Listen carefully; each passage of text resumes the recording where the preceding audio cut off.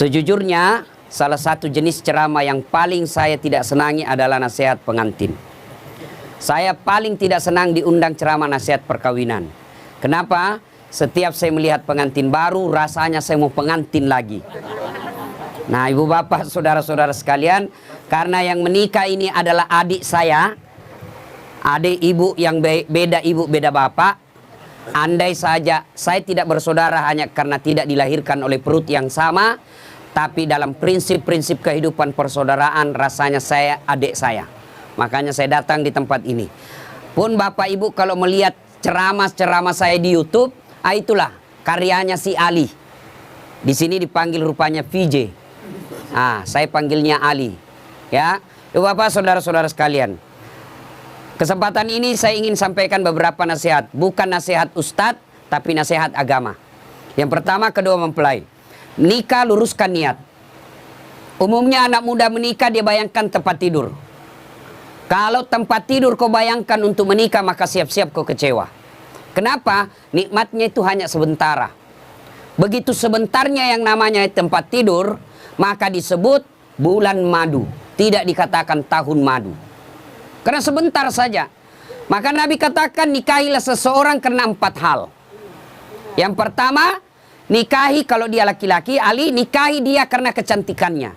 Ini penting cantik. Kenapa? Hampir 24 jam di depan kita. Baru bangun dia. Mau tidur dia lagi di depan kita. Mau makan ada lagi nih di depan kita. Pulang kantor dia lagi. Jadi kalau jelek, cepat kita bosan. Maka penting itu cantik. Ternyata cantik tidak boleh menjadi ukuran utama. Kenapa? Cantik ada batasnya. Bahkan zaman digitalisasi sekarang ini bisa jadi cantik di YouTube, cantik di Instagram, cantik di Facebook, ternyata aslinya hancur. Kenapa? Ada kamera 360. Putih mukanya, hitam lehernya. Cantik memang dia kalau di Facebook, tapi ketika diketemu aslinya jelek. Maka kecantikan ada batasnya. Okelah original kecantikannya. Sweet 17 kau cantik, 20 tahun kau cantik, 17 tahun kau cantik, tapi balik itu angka 17. 71 masih cantik, enggak lagi.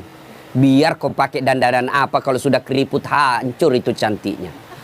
Ya, yang kedua kata Nabi, nikahilah dia karena keturunannya. Wajib kita lihat keturunannya. Tapi ternyata tidak boleh jadi prioritas. Kenapa? Ada orang bapaknya Nabi, anaknya pengkhianat. Anaknya Nabi Nuh. Ada orang bapaknya pengkhianat, anaknya jadi Nabi, Ibrahim alaihissalam. Boleh melihat keturunannya, tapi tidak boleh menjadi prioritas. Kenapa? Karena ada orang bapaknya ulama, anaknya jadi penipu. Yang ketiga kata Nabi, nikahilah seseorang karena kekayaannya. Penting ini kekayaan. Itulah orang Bugis katakan, komelo koma bene mita ko irong kayu mau decengi. Kalau kau mau menikah, lihat kamu apa yang kamu bisa hidup di situ. Tapi ternyata tidak boleh jadi prioritas. Kenapa? Harga diri seorang laki-laki jangan kau gantungkan hidupmu sama mertuamu. Insyaallah kalau orang Bugis tidak. Bapak saya sempat sampaikan kepada orang tua mempelai, insya Allah bapak tidak dikecewakan oleh saudara Ali. Setahu saya yang saya lihat secara kasat mata, langka juga laki-laki seperti Ali. Punya prinsip hidup, jujur, dan jangan coba-coba kalau mau dibilang bohong, insya Allah tidak akan bapak temui di situ. Prinsip hidup yang paling penting bagi laki-laki adalah tegas. Ketika dia punya ketegasan, punya prinsip hidup, insya Allah anaknya bapak akan dilindungi. Yang keempat, kata Nabi, nikahi karena agamanya. Bertanya mahasiswa saya di Unhas, Ustadz kenapa agama nomor 4? Mestinya kan nomor 1. Jangan salah paham. Agama betul nomor 4, tapi dia tidak titik di situ. Koma. Utamakan agamanya, karena dengan agama kau dapat semuanya. Mendapat perempuan yang cantik, keturunan baik-baik, anak orang kaya, penghafal Quran, rasanya kalau ada 100 cewek belum tentu ada 1. Ada yang cantik mukanya, hancur akhlaknya. Ada yang akhlaknya baik, mukanya kesurupan. Jadi untuk cari sempurna ini sangat jarang. Kalau ada perempuan di rumah ini, ya sudahlah cantik, anak orang kaya, keturunan baik-baik, hafal Quran, kalau ada tunjukkan saya juga masih mau. Iya kan? Sangat susah. Maka Nabi katakan utamakan agamanya.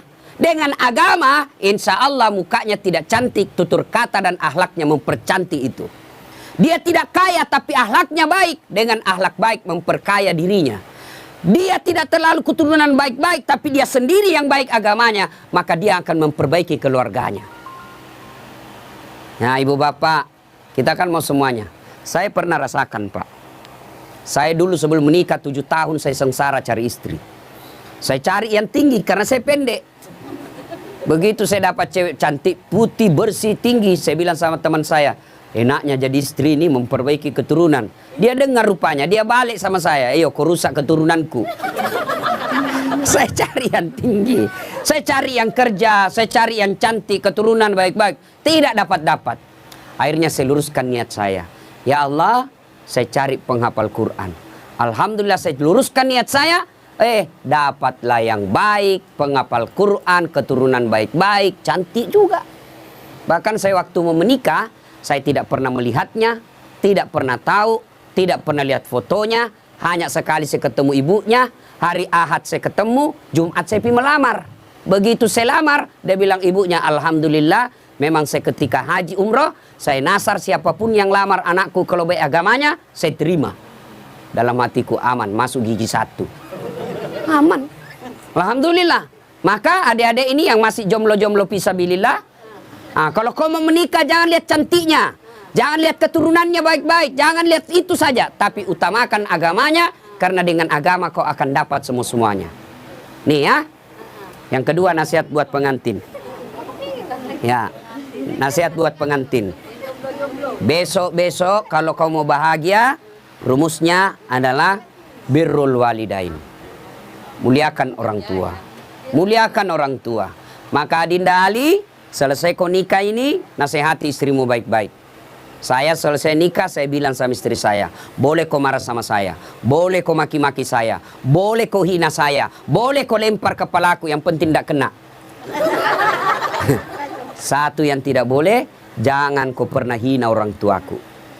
Sampaikan itu, ya. Karena kadangkala ada suami durhaka sama orang tuanya, gara-gara istrinya yang tidak bisa menerima takdir orang tuanya.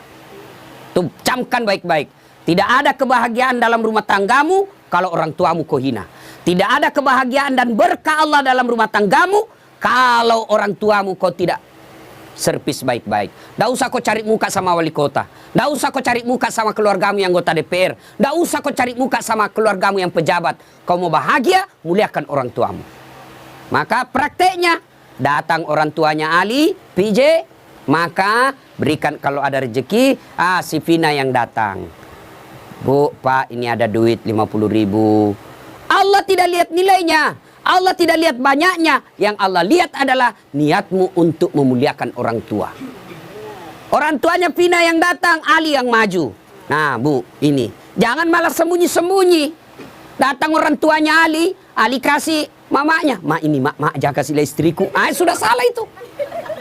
Ya, maka muliakan orang tuamu. Insya Allah, ridallah fi ridal walidain, suktillah fi suktil walidain. Ridanya Allah tergantung ridanya kedua orang tua, murkanya Allah tergantung murkanya kedua orang tua. Ingat, ya. Buat Vina. Mungkin pernah baca kisahnya sahabat Nabi.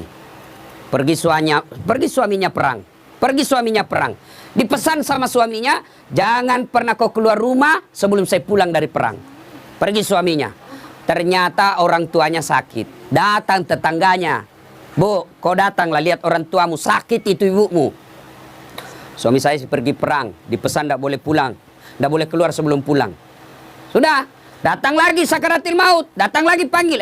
Bu, kau pergi lihat orang tuamu. Sudah sakaratil maut. Suami saya belum pulang. Datang lagi ketika meninggal. Kau datanglah terakhir kalinya. Ibumu sudah meninggal. Mohon maaf, suami saya belum pulang. Marahlah utusan ini, lapor kepada Nabi. Ya Rasulullah, tetangga saya keterlaluan. Mulai sakit, sakaratil maut. Sampai meninggal ibunya, dia tidak datang besuk orang tuanya. Kata Nabi, kurang ajar. Betul itu anak. Kenapa bisa begitu? Katanya dipesan sama suaminya yang lagi pergi perang. Jangan keluar rumah sebelum pulang dari medan perang. Mendengar ini, apakah Nabi marah? Subhanallah, Nabi justru menjelaskan, alhamdulillah diampuni dosa ibu yang meninggal karena punya anak yang taat terhadap perintah suaminya. Ibu-ibu, prestasi ibu bukan jadi anggota DPR. Prestasi ibu bukan jadi pejabat. Prestasi ibu ada pada suami. Fungsi utama suami bukan cari nafkah. Fungsi utama suami bagi seorang istri mencari ridanya. Kalau ridanya suami kau dapat, kau akan gampang masuk pintu surga. Kan perempuan itu gampang sekali masuk surga. 4 saja syaratnya. 1, sholat. 2, puasa Ramadan. 3, jaga harga diri dan keluargamu. 4, patuhi perintah suamimu. Kalau ini 4 kau lakukan, kata Nabi, tuh 7 pintu surga, tadkhulul jannati bisalam. Kau masuk pintu surga dari mana arah saja. Kan banyak orang sukses di kantor, hebat kerjanya, banyak duitnya, tapi melantarkan kewajiban suaminya kepada suaminya. Maka demi Allah, kata Nabi, jangankan masuk surga perempuan seperti itu, baunya surga kau tidak dapat. Maka Devina, mulai hari ini kewajibanmu memuliakan suamimu. Kemana orang tua? Orang tua ketika sudah bertentangan dengan perintah suami, maka lebih utama mengikuti perintah suami. Kenapa? Karena sudah diserahkan ijab kabul. Bapak tadi lihat itu ijab kabul, namanya penyerahan. Ibaratnya, nah Ali, ini mobil saya kasih kau. Silakan kau pakai semau-maumu. Tapi dengan catatan jangan langgar agama. Selama tidak melanggar agama, kau boleh apakan saja ini mobil. Besok-besok ternyata mau diambil mobilnya, tidak boleh lagi. Kenapa? Sudah diserahkan. Kecuali si Ali yang kembalikan itu mobil kepada orang tuanya. Nah itu ya, lebih utama memuliakan suami. Tapi insya Allah tidak akan pernah terjadi misalnya Vina mau kali saya mau pulang dulu tengok orang tua saya. Tidak mungkin. Tidak usah kau pergi. Tidak mungkin. Tidak mungkin. Selama itu tidak bertentangan agama, insya Allah tidak akan diberatkan. Ibu bapak, saudara-saudara sekalian, ini banyak yang saya mau sampaikan tapi waktu yang terbatas ya. Ini nasihat buat pengantin. Sekarang nasihat buat kita ini yang datang. 1, biasanya kalau ada acara pengantin begini, banyak yang pulang bawa dosa. Kenapa pulang bawa dosa? Datang mencela acaranya orang. Sampai kue-kuenya pun dicela. Kayak basi. Padahal membungkus. Ini ibu-ibu Columbus. Tahu Columbus? Kelompok ibu-ibu pembungkus. Tidak boleh ibu bungkus itu makanan kalau ada seperti ini ya. Meskipun ibu saudara sama yang punya acara, besok kita lihat. Tidak boleh ibu. Biasa hilang piring, hilang sendok. Dia bawa dengan piring-piringnya. Itu haram itu bu. Ibu sama bawa makanan haram ke rumah sama daging babi kau bawa untuk anakmu. Tidak boleh ngambil tanpa izin. Meskipun keluarga kita yang pengantin. Yang kedua, biasanya kalau ada pengantin, banyak yang ibu-ibu tidak sholat. Coba kita lihat besok. Gara-gara apa? Make up. Dia kira tembok mukanya coklat, biru, abu-abu, krem. Wah, Masya Allah. Apalagi penyebab ibu banyak tidak sholat. Gara-gara jilbab. Jilbab sakaratil maut. Coklat, biru, abu-abu, kuning, dikasih miring lagi sedikit. Ada kayak pohon-pohon di belakangnya. La haula wala quwwata illa billah. Dia bilang suaminya, kau pergi sholat. Saya kasih habis duit saya 50 juta untuk umrah. Kau pulang umrah tidak sholat. Apa kata istrinya? Kau sadar pak? Saya sadar, saya suruh kau sholat. Pergi sholat. Dia bilang istrinya, ini kau lihat jilbabku 2 jam dipakai ini. Jangan sampai ada seperti itu besok. Bagaimana pengantin mau berkah caranya kalau lebih banyak tamunya tidak sholat daripada yang sholat. Yang ketiga, biasanya acara pengantin seperti besok banyak praktek mubasir. Ya, terutama air gelas.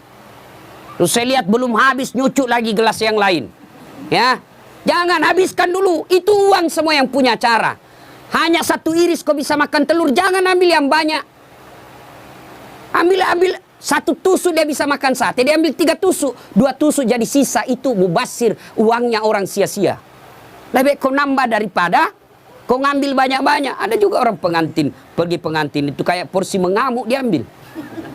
Besar betul. Tinggi betul piringnya. Tidak habis juga. Lebih kau nombo. Tidak ada yang suruh nombo Ustaz. Ya suruh sendiri. Saya biasa kalau sedikit aja dulu saya ambil. Ternyata enak. Baru saya bilang Ustaz tambah Ustaz. Mari. Coba. Jangan sampai kita buang-buang. Itu mubasir. Yang keempat. Biasanya kalau ada acara pengantin seperti ini. Besok kita lihat. Biasa banyak tersinggung pulang. Kenapa tersinggung pulang? Merasa tidak dilayani. Ya, jauh-jauh saya dari Pekanbaru, habis duit saya pesawat, sampai di sini tidak diurus dengan baik. Tidak mungkin yang punya acara melayani ibu sepenuh hati. Kenapa? Ya jamaahnya banyak, tamunya banyak, jadi kita ngerti aja. Sampai ada yang pulang ngambek, nggak mau lagi saya ke sana. Kenapa? Setengah mati saya jauh-jauh, pakai baju baru, nggak kena syuting. Gara-gara syuting dia ngambek. Nah, ibu bapak, saudara-saudara sekalian. Nah, akhirnya adik Vina dengan PJ, kamu akan mengalami nanti geger budaya. Ya, persentuhan budaya yang berat. Itu pasti ada konflik, pasti. Ya, kalau tadi selama kau pacaran semua yang enak-enak. Ngomongnya iya kak, iya Dinda, hati-hati ada batu. Itu waktu pacaran. Salam sayang selalu, itu waktu digoda. Tiap malam video call, ya sayangku. Sudah ada anakmu 2 mulai aslinya keluar. Jatuh istrinya, di mana kau simpan matamu dong? Itu kalau mulai asli. Budaya ini akan ikut menentukan. Saya lihat tadi kalau budaya tadi apa itu berbalas pantun. Saya bilang kalau di Sulawesi tidak jadi pengantin kalau begini. Tidak ada yang bisa balas pantun. Ternyata ya inilah budaya. Maka kuncinya adalah sabar. Ya, ketika terjadi konflik dalam rumah tangga 2 rumusnya. Ibu-ibu dengar ini. Ya, ini pengantin-pengantin baru juga kita semuanya. Ada yang baru 10 tahun, ada yang baru 2 anaknya. Pengantin baru juga namanya ya. Ketika ada masalah, ini kesalahan kita ibu-ibu banyak apa? Ada masalahnya curhatnya di Facebook. Ada masalahnya curhatnya di WhatsApp. Dia berdoa tapi di medsos. Ya Allah lindungi suamiku. Ya Allah bukakan rezekinya suamiku. Sibuk betul itu Tuhan mau baca statusmu. Ketika ada masalah kata Allah dalam Al-Quran, ada masalahmu, suamimu nakal, suamimu selingkuh. Tidak usah curhat sama orang lain. Ini ibu-ibu gampang betul dia curhat sama tetangganya. Ngapain kau cerita masalah rumah tanggamu ke tetangga? Besok-besok ada Vina bertengkar sama suami, jangan terlalu cepat cerita sama orang tua. Langsung kau curhat sama orang tuamu, kau telepon menangis-nangis. Besok 2 minggu kemudian akrab lagi. Apalagi kau sudah ungkap semua kejelekan suamimu. Tidak usah. Ada masalahmu, kata Allah, ista'inu bis sabri wassalah. Sabar, perbaiki solatmu, saya yang selesaikan masalahmu. Bagaimana itu sabar? Aplikasinya, alladzi idza asabatu musibah qalu inna lillahi wa inna ilaihi rajiun. Saya tidak sangka istriku begini. Saya tidak sangka suamiku begini. Saya tidak sangka mertuaku begini. Tapi itulah jodohmu. Maka lebih kau ucapkan inna lillahi wa inna ilaihi rajiun. Banyak rumah tangga yang akhirnya hancur gara-gara terlalu cepat curhat sama orang lain. Curhatnya lebih parah di medsos.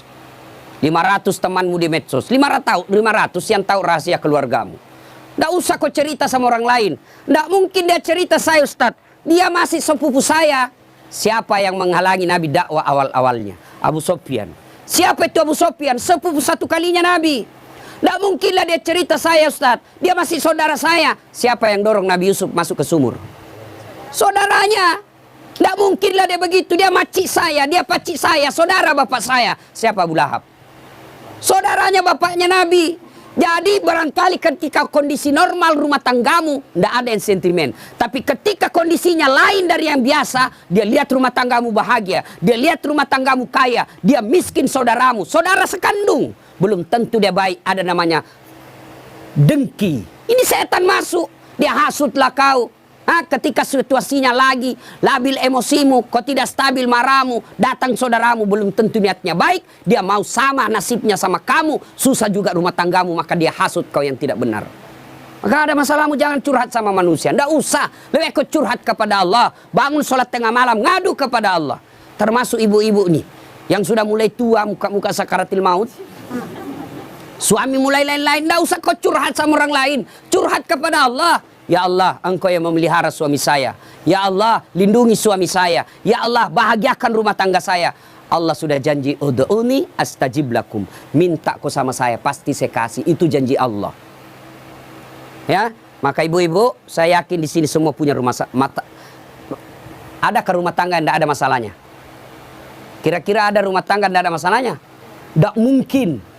Jangankan manusia biasa, Nabi saja ada masalahnya. Dalam rumah tangga, dalam struktur keluarga, Nabi diusir dari Mekah kan, hijrah ke Madinah. Siapa yang usir? Bukan orang lain. Siapa? Pamannya sendiri. Dalam ekonomi, apa Nabi kaya? Tidak, Khadijah tadinya kaya, miskin setelah bersuamikan Rasulullah. Sampai dijelaskan pernah 3 hari 3 malam tidak makan. Itu Nabi. Dalam kesetiaan rumah tangga, Nabi pernah diuji dengan kesabarannya. Dengan cara apa? Aisyah difitnah selingkuh. Itu Nabi, apalagi kita. Ada yang bilang sama Ustaz, hebat betul rumah tangganya. Kenapa? Bahagianya rumah tangganya. Kenapa kau tahu? Itu foto-fotonya di Facebook, romantisnya. Ya itu foto di Facebook berapa menit kita bisa bikin. Bodoh itu namanya kalau bertengkar dia share di Facebook. Beleng-beleng namanya itu. Tak mungkin lah, semua yang baik-baik. Maka begitu ada masalah, ista'inu bisabri wassalah. Sabar saja. Yang kedua, perbaiki sholat. Nah, ini sholat yang jadi masalah. Ya, apalagi kalau pengantin baru. Subuh terutama. Allah kasih toleransi. Tapi sekarang sudah modern, Pak. Ada air hangat, ada air sudah tidak seperti pengantin baru dulu kan. Rumah tidak ada kamarnya. Tamu 1 minggu baru pulang. Bingung kita, Pak. Mau cari kamar tidak ada. Malu-malu lagi. Kamar mandinya dibawa pula. Mau mandi dilihat jauh orang basah kepala. Tidak enak. Sekarang aman. 1 kamar sudah ada kamar mandinya di dalam. Pun kalau kenapa malu? Kenapa mesti malu? Ini sudah halal. Ya. Nah, ibu bapak, saudara-saudara sekalian, banyak yang ingin saya sampaikan tapi waktu yang terbatas. Ada yang saya lupa satu lagi. Adinda Ali, besok-besok kalau marah jangan gampang bilang talak. Ini dengar semua laki-laki. Ya, marah jangan gampang bilang talak. Misal kau bertengkar langsung kau bilang saya talak kamu, jatuh talak 1. Artinya masih boleh campur. Damai malamnya masih boleh campur. Tapi ketika kau bilang saya talak kamu, 5 menit kau banting pintu saya talak kamu, jatuh talak 2. Artinya kamu tidak boleh campur sebelum nikah ulang. Panggil 2 saksi, ibu bapaknya, ada mahar, ijab kabul, baru boleh campur. Nikah ulang. Kalau kau tidak nikah ulang campur, sama hukumnya kau berzina. Bagaimana kalau dia saya talak kamu? 5 menit kau saya talak betul kau. Keluar dari rumahnya dia, banting pintu, saya talak kau cilaka. Jatuh talak 3. Artinya apa? Harus cerai dulu baik-baik. Lalu dia nikah dengan dia menunggu 3 bulan. Lalu menikah dengan laki-laki lain. Ternyata tidak cocok, dia cerai dengan laki-laki tersebut. Kau harus menunggu lagi 3 kali haid, baru kau nikah kembali. Hati-hati bilang talak. Bagaimana kalau perempuan bilang talak? Talaka, talaka, talaka, talaka, talaka, talaka. Biar sampai di atas pantatnya. Kenapa? Kenapa talak ada pada laki-laki, bukan sama perempuan, ya? Maka bapak ibu yang gampang-gampang, ibu bapak-bapak yang gampang marah, jangan kau gampang bilang talak. Marah bagaimanapun jangan bilang talak. Kalau dia bilang istrimu antar, kasih kembali saya ke rumahku. Oke, saya kembalikan kau ke rumahmu, saya ikut ke mertuaku. Anda jangan masalah seperti itu, ya. Besok-besok Ali cari harta, jangan menghalalkan segala cara. Tapi insya Allah, saya tahu betul ini PJ atau Ali sangat disiplin dalam soal halal atau haram. Insya Allah. Demikian, mudah-mudahan ada manfaat. Sebelum kita akhiri, mari kita kirimkan suratul Fatihah kepada Rasulullah Muhammad SAW. Khasiat dan keutamannya kita ikhlaskan untuk kedua mempelai. Mudah-mudahan menjadi keluarga sakinah mawaddah warahmah, diperkumpulkan bukan cuma di dunia, tapi insya Allah sampai di akhirat kelak. Ila hadatin Nabi Mustafa Muhammad SAW. Al-Fatihah. Bismillahirrahmanirrahim.